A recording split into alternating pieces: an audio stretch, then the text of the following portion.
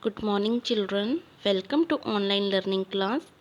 Today we are going to learn our new lesson 4.3, The Age of Machines. Before start a lesson, let me tell you about machine. A machine or mechanical device is a mechanical structure that uses power to apply forces and control movement to perform an intended action. They can also include computers and sensors that monitor performance, can plan movement, often called mechanical systems. A machine is a thing that is created by people to make work easier.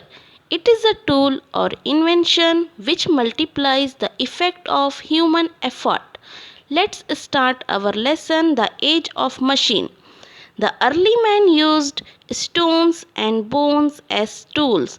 He used these tools to dig and to hunt. Later, he learned to make his tools from wood. He had also learned how to make fire. Now, he didn't eat raw meat, he roasted it in fire. He found it more tasty. See, children, the life of the early man was different from the life of the modern man. The early man lived thousands of years ago. In those days, there were very few men. They did not have houses to live in. They lived in forests. They did not live at one place. They wandered here and there like wild animals. The early man had to face many difficulties. He found it difficult to protect himself from wild animals. He was not so strong as the animals. He could not run so fast as the animals. The early man had another difficulty. He did not know how to grow food. He lived on roots and fruits only. Sometimes he killed wild animals and ate their flesh. Slowly he learned to make simple tools of stone. Sometimes the early man saw a spark when he broke a stone to make his tools. The early man learned that fire could be made by striking two stones together. It was an important step in the life of the early man. He had learned how to make and use fire. Now see, from stones to metals. Slowly, man learned the use of metals to make his tools, pots and pans. Copper was the first metal used by man. Perhaps it was found just by chance. Copper is found in nature in the form of lumps. It is a shining metal, reddish brown in color. The early man must have been attracted by the luster of these lumps in the earth. He found that these lumps could be easily beaten into any shape. Knives and weapons could be made from them more easily than from stone. Later, he discovered that he could obtain the metal in fire and bend it into any shape. Now he started searching for this metal more and more. It marked the beginning of mining. Copper was used for many thousand years. The iron was discovered. It proved a very useful metal. It was much stronger than copper. Almost anything could be made of it.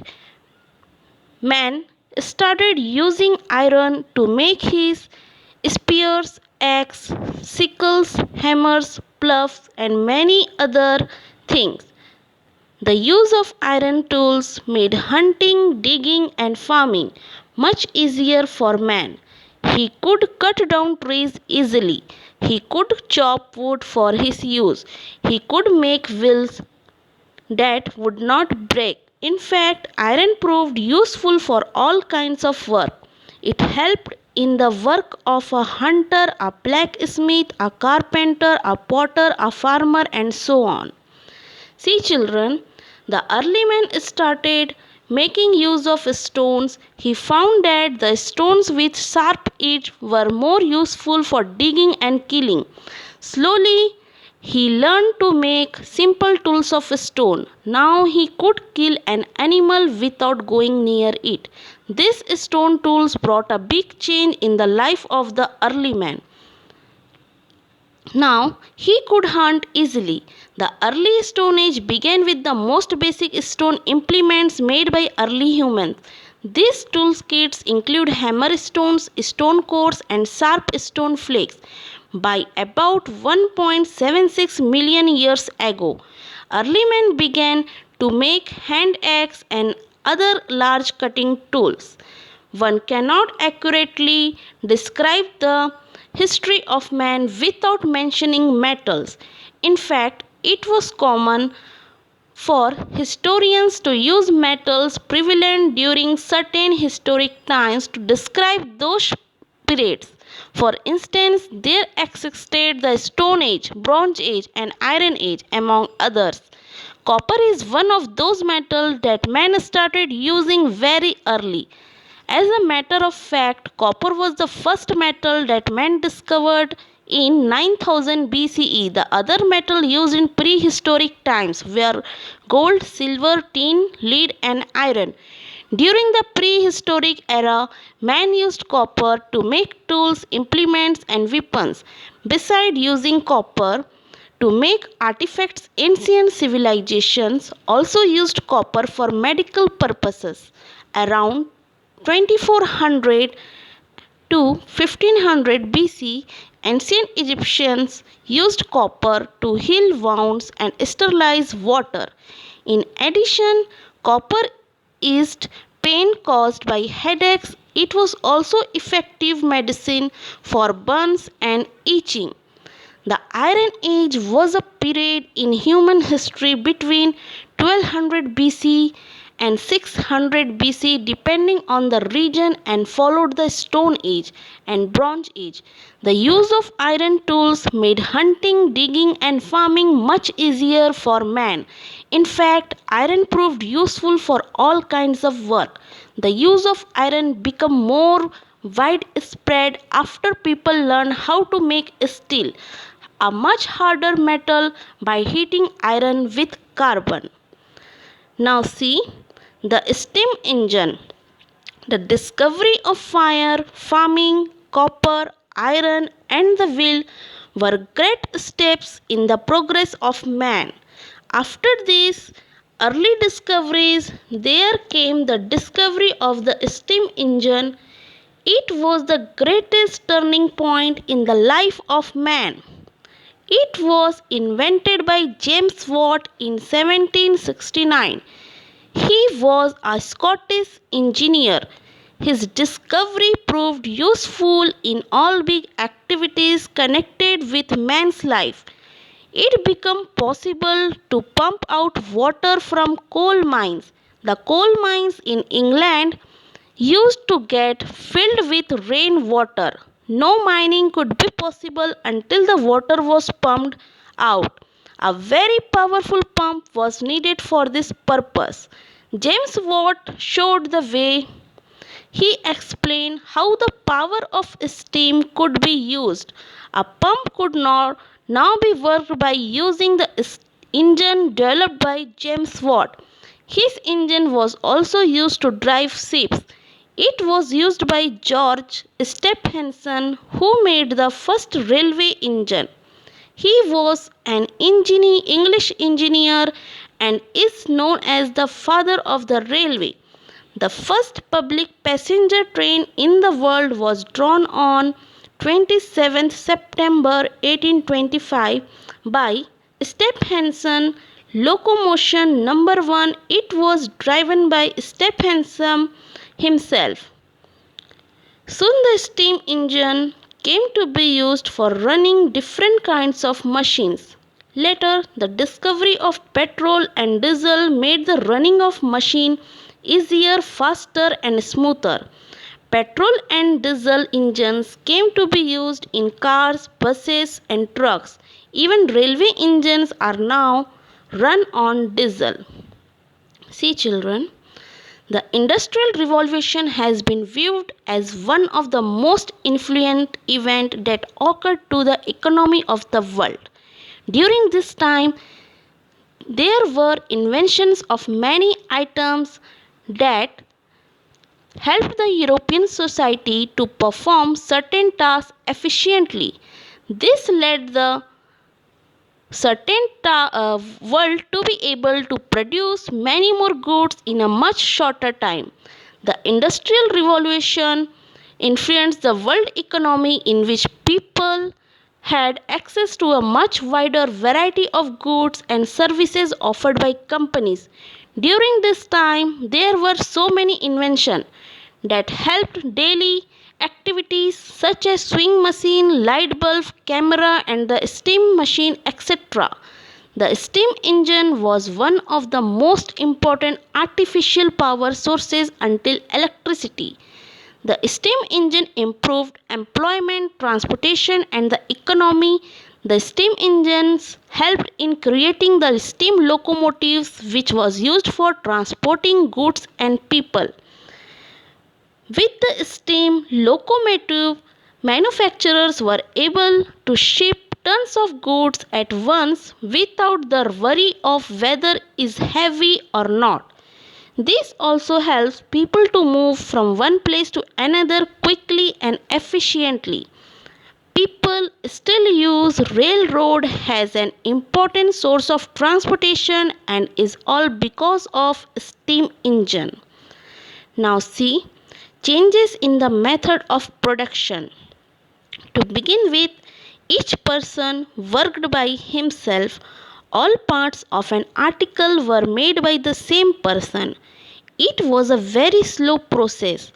It took long to complete any article.